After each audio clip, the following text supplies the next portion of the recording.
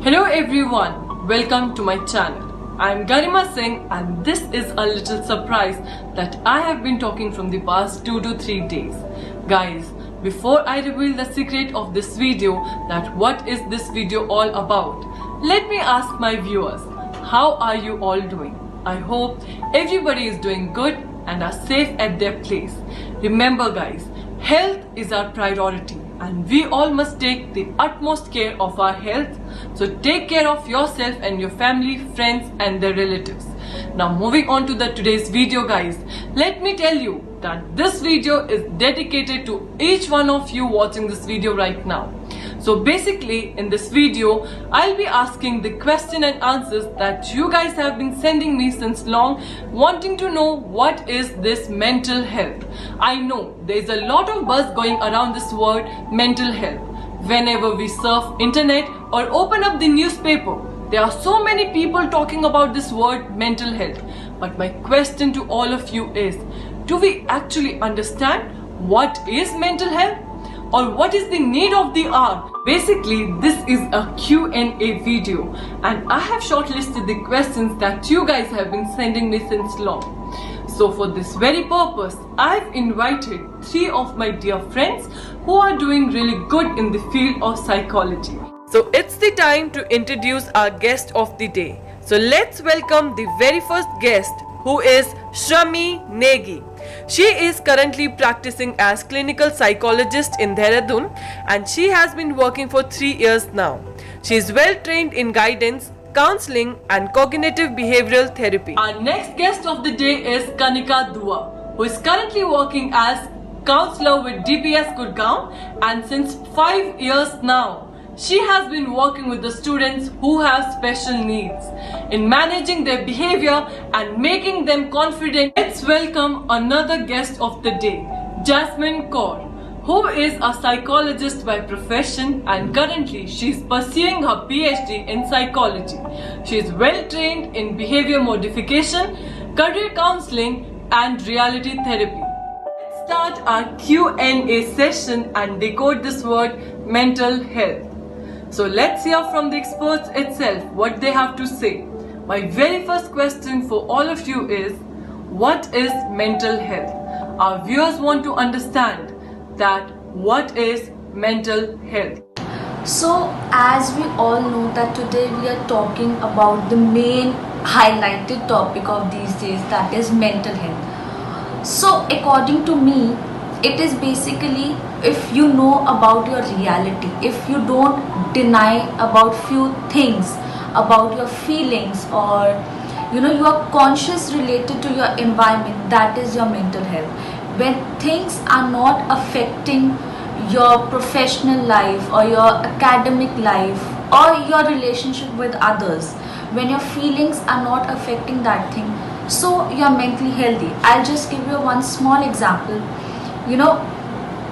When you feel bad or you don't like something and you don't communicate about it, so वो आपको affect करता है, वो किसी और को पता ही नहीं होता. But try to talk about it. When you communicate it, when you talk about it, आपको पता लगेगा there was nothing. At times it happens कि बात कुछ होती नहीं है, but we humans assume things. And when we don't communicate, we usually assume. And our human mind is in such a way that we always assume the negative thought. For example, you come around 8:30 in the evening after all your tuitions and everything. And one day you are late. You reach home around 9:15. So what's your mother's reaction? Hi, कहाँ रह गया था तू? पता है कितनी tension में थी मैं? You all know that we get such reactions, but mind doesn't think about the positive thing. You might be taking pizza for your mama so that she doesn't have to cook food, but the mind works in a negative way. So when we assume things, when we don't talk about it, so just talk about it and you will feel good. When I say that you have to be in your reality, that you should be conscious about your feelings or thoughts or emotions, that means supposedly if you're not feeling good for some reason, if you are, if you are having anxious thoughts or you're stressful, so you accept that thought, you understand and accept and acknowledge that thought. That's the point of reality. Mental health is not about being happy all the time. It's a state of well-being in which an individual realizes his or her own abilities, can cope up with normal life stressors, can work productively, and are able to make a contribution to his or her community. Poor mental health is associated with rapid social change, stressful work condition, gender discrimination, unhealthy lifestyle, physical ill health, and human rights violation. So my next question is to Miss Kanika. Kanika, please enlighten our viewers that why is it important to discuss about mental health? Garima, I must tell you, I really like this question. It is important to discuss about your problems. It is important to discuss about your concerns.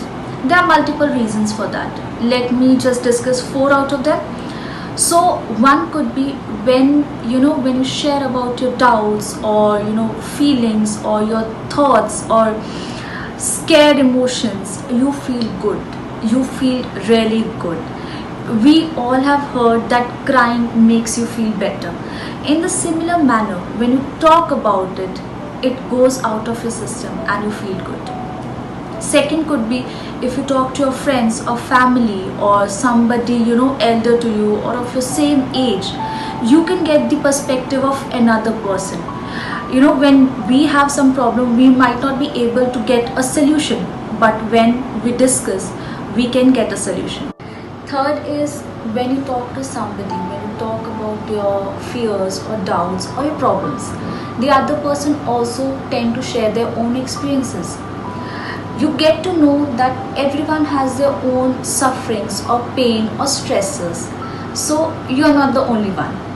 And fourth is when you share your feelings or your emotions or your things to somebody or your problems to someone, that person is listening, that person is not judging you, that person is accepting the way you are, and that is a wonderful feeling. So my next question is to Ms. Shami. Talking about people, they generally don't feel comfortable. Basically, my question is, why is it so that people hesitate to talk about their problem?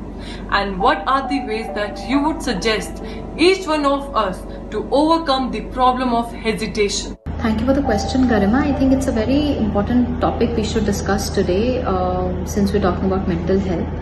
And I believe hesitation is something that is very natural. We all have been hesitant at some point in our lives, and while we had to talk about our problems or we had to open up. Right. The question here is that what really pulls people back when they are suffering so much, when they are under so much distress, when there is so much going on in their lives and they still choose not to talk about their problems. What really pulls them back? And there can be a lot of factors for that, obviously, because it's a very subjective thing. But I'll mention one of the most common fears which people have while they have to talk about their problems. And the first is the fear of being judged. The second is that what if my information is passed on? The third is that if I talk about my problem, I might just lose people in my life. They might leave me, right? The third and the last is that it's not actually a fear, it's a belief which people have that अगर हम अपने problem के बारे में बात करेंगे solution थोड़ी ना मिलेगा, तो यूज क्या है? Why should I talk about my problems? Now coming to ways to overcome this hesitation, before that I'd like to ask that we all expect people to talk about their problems. We all expect our children, our parents, our colleagues, our loved ones, our friends, etc. to talk about their problems, like you should come and talk to us, you should share with us. But do we actually provide them the right kind of environment? What do we actually do when they open up? Do we actually listen to understand and be empathetic, or do we actually listen to tell them where they went wrong, how little their problem is, how they shouldn't be distressed, how big your problem is, how you had overcome your problems? Do we actually just listen? No, we don't do that. So for all of you, out there, if you want your family members, your loved ones, your children to speak up to you, or your friends as for that matter, please just listen, because that will help them. It's a therapy in itself when you just listen and you don't give any kind of advice until asked for. Now, coming to the ways to overcome it, I'd like to ask one question to all of you, and the answer will be very clear. What do you do if a child is hesitant to go up on the stage and speak in front of 100 people? What do you tell that child? The child has that fear that if he speaks, he's going to mess up, or people are going to laugh at him. What do you tell that child to do? You tell that child that you have to face that fear to kill that fear. So for all of you out there who have this fear, who are hesitant, who are going through so much in their lives and have various fears in them, if you cannot talk to a family member, I understand. You have to seek professional help. You can seek professional help. People are trained to not judge you, to understand you. Please seek help. Please go and ask for help. There is nothing wrong. And I know talking about your problem maybe doesn't give you a solution, but इतना सब जो mind में चलता है, हमें सोचने समझने की शक्ति खत्म हो जाती है. So when we talk, we release emotions, we release pain, we release suffering, and then life becomes a little clearer. That is why it is so important to talk about your problems. So to overcome your hesitation, you overcome it by talking about it. Yes, but to responsible people. Find a family member, find your elder sibling, find somebody in your family, and if you feel that there's nobody who can understand you, take professional help. So that's my mantra to overcome any kind of fear or hesitation. You go and face it right there. Talking about a layman who is not aware of the concept of mental health. So this is a highly requested question, and even I want to know the answer of this particular question. So Miss Jasmine, kindly enlighten our viewers that is there any particular signs or some symptoms that one gets to know that he or she is going through the mental health issues? There are several signs and symptoms which you can observe in the people who are actually experiencing mental health problems, like unreasonable anger or irritability, increased or decreased sleep, increased or decreased appetite, lack of motivation, withdrawing from people, becoming obsessed with the topic like death or religion, not looking after personal hygiene or other responsibilities. You just have to be really careful about the people around you. The moment you feel that there is any change in the behavior, or you feel that there is something wrong with that individual, just trust your intuition, go and talk. Talking more about one's life, the role of friends and family are very important. So we want to know from your side, Kanika, what is the role of a family or friends in one's life? Yes, friends and family are very important. They play a huge role in our life. You know, we don't get to choose a family, but we can choose our friends. So choose them wisely. While choosing your friends should care about you or love you, but it shouldn't be repeated in words. That should be shown in action too.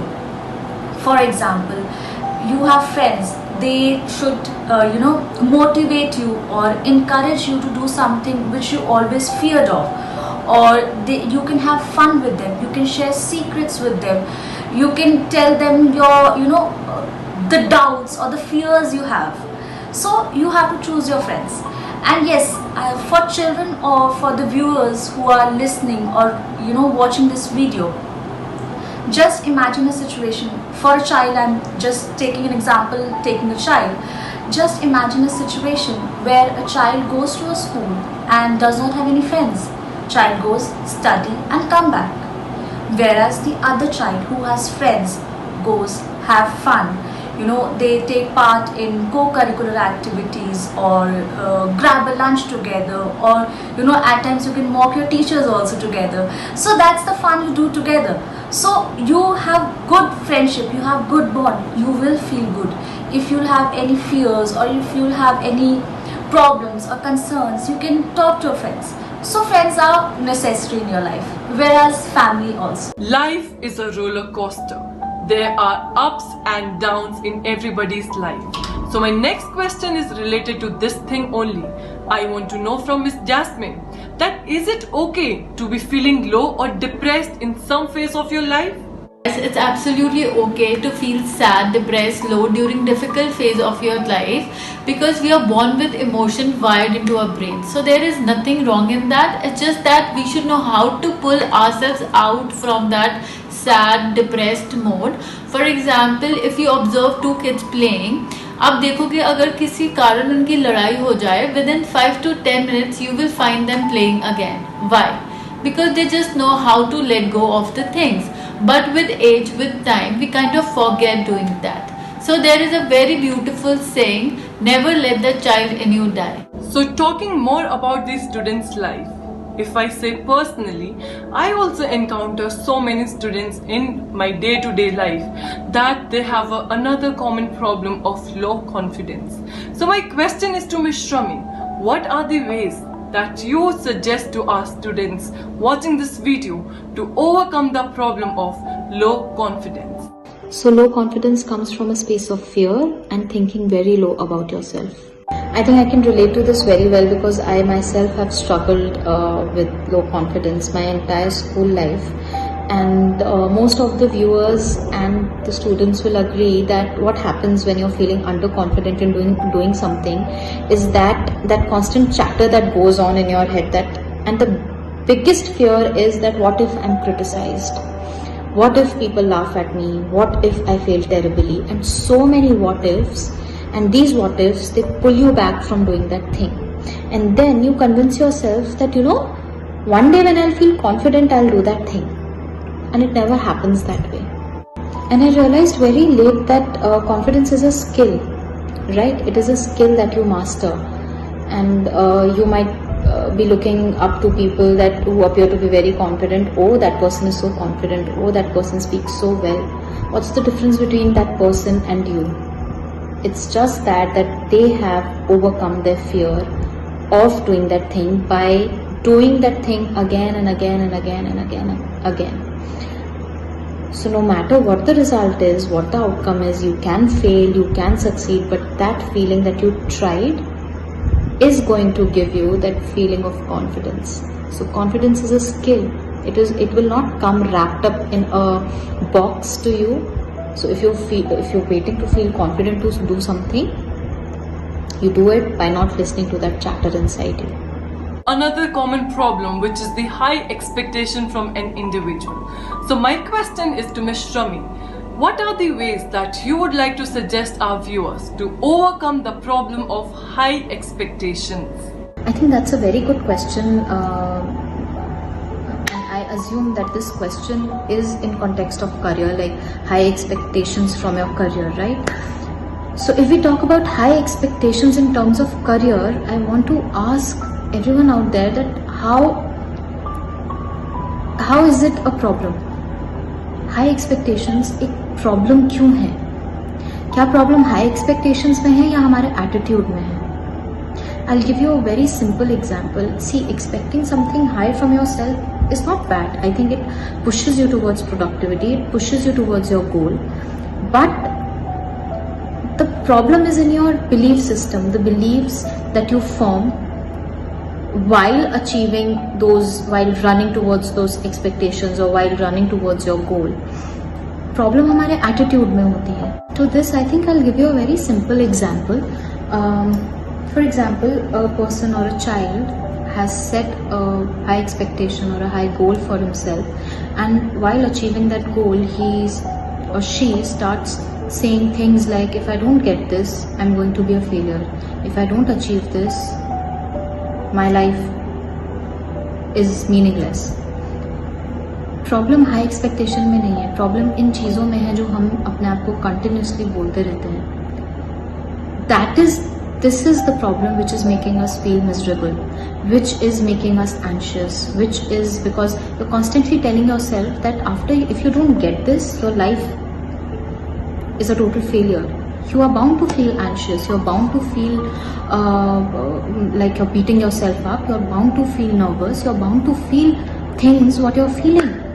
You don't have to tell yourself. You have to tell yourself that okay, I'll put my 100% in achieving my goal, and if I do not achieve my goal, it doesn't mean that all the doors have been closed. It means that I can do something else.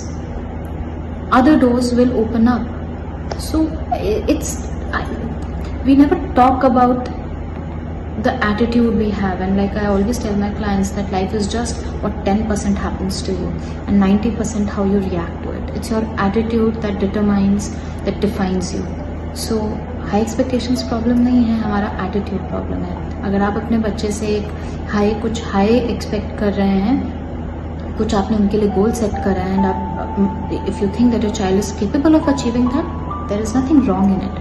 But if you say things like अब तुम्हें science नहीं मिली है तो तुम्हारा career खत्म है, there the problem arises. You are bound to feel miserable, your child is bound to feel miserable. So that is the problem. So high expectations problem नहीं है, हमारा attitude problem होता है, हमारा belief system problem होता है. हम जो अपने आप को continuously बोलते रहते हैं, all the bad things, all the negative things we constantly say to ourselves, वो problem है. Another burning topic nowadays from the past 3 months now. Whenever we open up newspaper or see the internet things, there are so many cases regarding the suicide, right? So the suicide rate is continuously increasing, mostly among the students. So I want to know from Ms. Kanika, why is it so that suicides are becoming so common among the students? Thank you, Garima, for the question.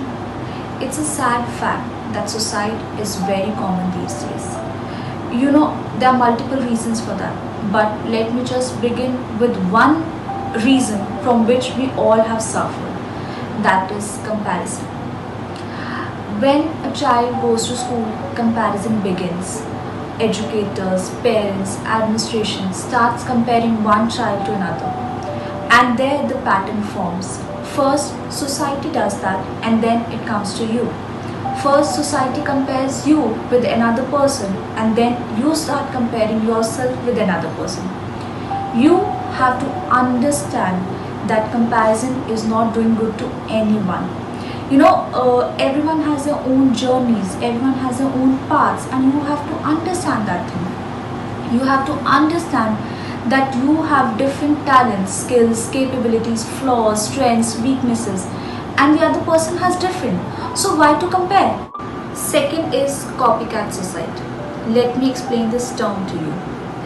When somebody in your peer group or someone you know or some public figure takes their own life and serve as a model for the next suicide, it is copycat society. Hearing about some suicide for the person who is already vulnerable, it feels that they have permission to do it because they don't get a solution. They don't know how to deal with the problem, so they feel that it is okay to take their own life. Third reason, which I'm going to discuss, it might offend few of the parents or educators. But you know, there are people who has, you know, their main priority is marks, how much their child is scoring. But we have to teach our children how to deal with the real life problems, because at the end they have to move out with the marks and have to face the real world. I'll give you one small example, and it's just a small effort, but it has a big impact. So just imagine your child in class, you know, 1 or 2, the age must be 5 or 6. You know, if the child is playing with a toy, a car, and it gets broken, you ask your child, how shall we repair it? The child will think there is a problem, and the child will find a solution, at least tries to find a solution. So this is a small effort, but the child learns that when a problem comes, we have to deal with it, we have to find a solution, rather than running from it, rather than, you know, just taking a life. We have to handle the problem, we have to deal with it. So talking more about one's life, failures are another part of everybody's life, right? Some or the other time one has to go through this tough time which we call failures. So my question is to Ms. Shami, that is it all about working hard or scoring good in exam, or is it about clearing all the high level competitive exam that you get the recognition from the society, or is it about the hard work that one put in? So what are your views about this? Firstly, I'd like to tell all the students out there who are watching this that it's okay if you have failed in achieving your goals. It's okay if you have failed in some subject. It's okay if you have not passed some examination. It's completely fine. It's not the end of your dreams. It's not the end of everything. And like I mentioned earlier, high expectations, it's not the expectations or the failures that are bad. It's the attitude attached to it which makes it bad. So if you think that this failure is a full stop in my life, you're going to feel miserable and you will end up not doing anything, right? So we need to normalize failures. It's completely okay to fail in life. You cannot avoid something like that. You cannot avoid failures. The second is, what concerns me the most is that we are always worried about the outcome. We're always talking about the success or the failure, but we never talk about the process. We never talk about the journey a person has in achieving a certain goal. We're always concerned कि success है या failure है, but उस journey में जो उस बच्चे ने सीखा है या किसी ने सीखा है, I think that matters the most, because nobody can take that from that person. If a person has mastered a skill in that journey, nobody can take that knowledge, that skill from that person, right? So we need to normalize failures. It's completely okay to fail in life. You cannot avoid something like that. You cannot avoid failures. The second is, what concerns me the most is that we are always worried about the outcome. We're always talking about the success or the failure, but we never talk about the process. We never talk about the journey a person has in achieving a certain goal. We're always concerned कि success है या failure है, but उस journey में जो उस बच्चे ने सीखा है या किसी ने सीखा है, I think that matters the most, because nobody can take that from that person. If a person has mastered a skill in that journey, nobody can take that knowledge, that skill from that person. And I believe that whatever you learn in life never goes waste. It never goes waste. So we're never talking about the process, and I think the process सबसे ज़्यादा important है. We never talk about the process. We never applaud people for the hard work or the process irrespective of the results. We never do that. I think as a society we should start doing that. And failures कैसे handle करना है, this is also a skill. So we should teach our children that it is completely fine to fail. In somewhere in your life you're going to fail. In some area you're going to fail. You need to face failures because it makes you strong. I read a quote somewhere. It said that it took me 17 years to become an overnight success. So we just, कोई successful होता है, we just say, अरे this person is so successful. We never talk about the journey. And in that journey, that person must have faced so many struggles, must have failed so many times, but we never talk about all of that. So to all the children out there, जो भी आपका role model है, read about their journey, read about the process, and then it will help you understand that failures are so important in life. And talking about what is more important, I think hard work with the right kind of attitude, facing failures with the right kind of attitude, high expectations with the right kind of attitude. All of these are very important with the right kind of attitude. If your attitude is that I can't do anything in life, this is the full stop, this is the end of everything, trust me, you will be paralyzed, you won't be able to do anything. You have to pick yourself up and tell yourself that this is not the end, and then you see it works magically. And also talking about recognition from the society, I think it should come much later. Like if a person is successful, he gets recognized by the society. It comes much later. I think when you have set a target for yourself, thinking about just keeping it as a priority of everything, trust me, you will be paralyzed. You won't be able to do anything. You have to pick yourself up and tell yourself that this is not the end, and then you see it works magically. And also talking about recognition from the society, I think it should come much later. Like if a person is successful, he gets recognized by the society. It comes much later. I think when you have set a target for yourself, thinking about just keeping it as a priority, recognition from the society, keeping it as a priority, I think it will distract you from your goal, because you'll be constantly thinking about what the society is thinking about you, about your journey, about your success, about your failures, and that is going to distract you, because people will have different opinions about different things. They will have n number of opinions. If you start worrying about every opinion, then it's going to make you feel very, very miserable. So I want all of you to focus on your journey. Work hard with the right kind of attitude, with the ability. Be accepting of failures. Accept failures as a part of your life and take them as a challenge. So my next question is to Miss Jasmine, that during your lifetime, have you had any concern regarding mental health, the problems like anxiety, stress, etc. that any individual faces in one's life? So what are the ways that you would like to suggest to overcome these problems? Yes, during the lockdown, my right side of the body started paining and was gradually increasing. I went to the doctor, she gave me medications, but the pain was persistent. After all the examinations, she said it's because of stress, unconscious stress. It's basically the kind of stress in which you may feel anxious, sad or fearful without being able to point out finger on what upsets you.